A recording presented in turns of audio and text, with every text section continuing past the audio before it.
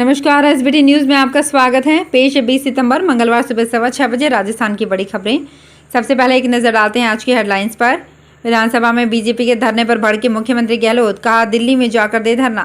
राजस्थान में फीस वसूली की खुली छूट, राहत में मध्य प्रदेश इस तरह निकला आगे। विधानसभा चुनाव से पहले खाद्य सुरक्षा देकर लुभाएगी सरकार। जयपुर में तेज हवा के साथ बारिश और रिंग रोड से प्रभावित 200 किसानों को आज भी मुआवजे का इंतजार।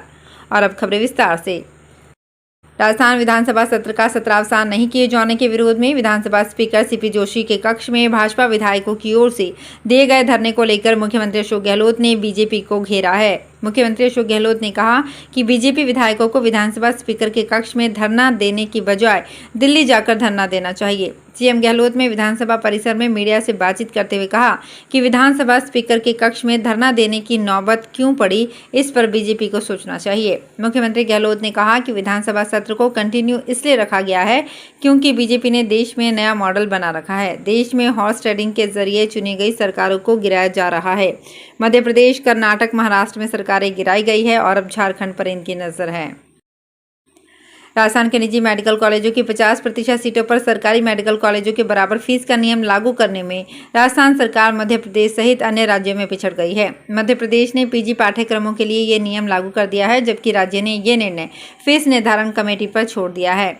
इस समय पीजी के विभिन्न पाठ्यक्रमों की कुल 2094 सीटें हैं, जिनमें से 506 सीटें निजी कॉलेज की है। राज्य में जल्द ही पीजी काउंसलिंग भी शुरू होने जा रही है। राजस्थान में अगले साल विधानसभा चुनाव होने हैं, इसलिए राजनीतिक गतिविधियां भी धीरे धीरे बढ़ने लगी है। सरकार भी विधानसभा चुनाव से पहले लोगों को लुभाने में जुटी है। इसी के तहत प्रदेश में 10 लाख परिवारों को खाद्य सुरक्षा की सूची में जोड़ने की तैयारी कर ली गई है। इसके लिए पिछले दिनों पात्र लोगों से ऑनलाइन आवेदन मांगे थे। इन आवेदन पत्रों की जाँच कर निस्तारण का जिम्मा जिला कलेक्टर को सौंपा है। कोटा जिले में 48,000 से अधिक अल्प आय वर्ग के लोगों ने खाद्य सुरक्षा के लिए ऑनलाइन आवेदन किया है। राजस्थान में मानसून के अंतिम दौर में मौसम के अलग अलग मिजाज देखने को मिल रहे हैं। जयपुर में सोमवार सुबह से तेज धूप के बाद दोपहर को अचानक मौसम का मिजाज बदला और तेज हवा के साथ बारिश हुई। राजधानी के मालवीय नगर, जगतपुरा, सांगानेरी, टोंक रोड, राजा पार्क, दिल्ली रोड सहित आसपास की जगहों पर बारिश हुई। हालांकि कुछ देर बाद बारिश रुक गई और धूप हो गई। वहीं मौसम विभाग की माने तो आगामी 48 घंटों में पश्चिमी राजस्थान के बीकानेर, जोधपुर संभाग के अधिकतर भागों में मानसून विदा होने के लिए परिस्थितियां अनुकूल है।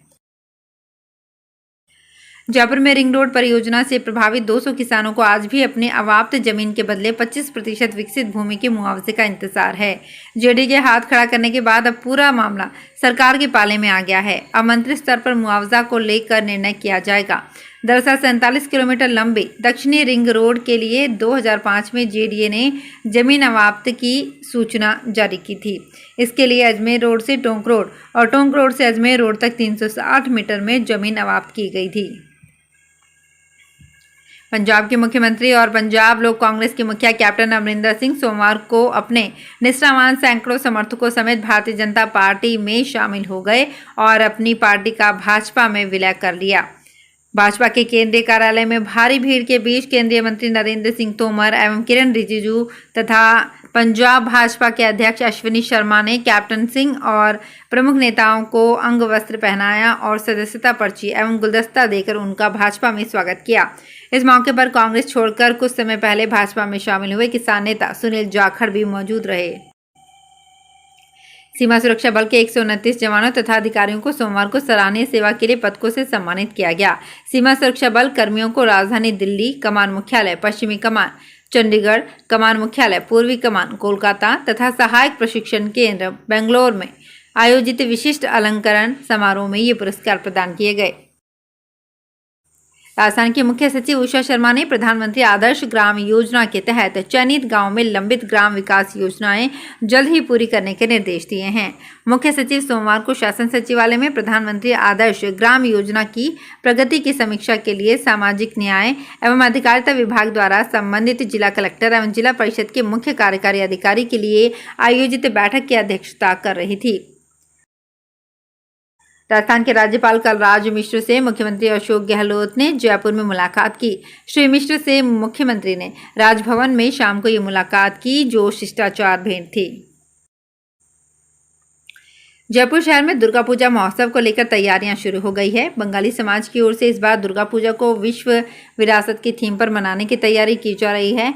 माता दुर्गा के पंडाल को बंगाल के प्राचीन मंदिरों की थीम पर सजाया जा रहा है। मंदिरों के कॉरिडोर के सामने एक ही कैनवास पर 5 मूर्तियां विराजित नजर आएंगी। इस बार दुर्गा माता के पंडाल को इस तरह तैयार किया जा रहा है जिससे सड़क पर ही खड़े होकर श्रद्धालु माता के दर्शन कर सकेंगे। ऐसा ही नजारा इस बार बनी पार्क स्थित दुर्गा बाड़ी में देखने को मिलेगा। राजस्थान माध्यमिक शिक्षा बोर्ड और राजस्थान राज्य गांधी स्मारक निधि की ओर से आयोजित करवाए जाने वाले सर्वोदय विचार परीक्षा के लिए आवेदन करने की अंतिम तिथि बढ़ाकर 2 अक्टूबर कर दी गई है। परीक्षा का आयोजन राष्ट्रपिता महात्मा गांधी के जीवन मूल्यों और सिद्धांतों से विद्यार्थियों को रूबरू कराने के लिए किया जाना है। अखिल भारतीय किसान सभा की श्री गंगानगर इकाई ने जिला प्रशासन से मांग की है कि रबी सीजन के लिए जिले में डीएपी और यूरिया खाद की उपलब्धता को अभी से ही सुनिश्चित कर लिया जाए ताकि बाद में किसानों को मारामारी का सामना नहीं करना पड़े। किसान सभा के जिलाध्यक्ष कालूराम थोरी की अगुवाई में सोमवार को इस संबंध में एसडीएम को ज्ञापन दिया गया। तो फिलहाल इस बुलेटिन में इतना ही, फिर हाजिर होंगे कुछ और बड़ी खबरों के साथ। अगर आप भी अपने आसपास की छोटी बड़ी और महत्वपूर्ण खबरों से अपडेट रहना चाहते हैं तो सब्सक्राइब कीजिए हमारे चैनल एसपीटी न्यूज को और प्रेस कीजिए बेल आइकन पर।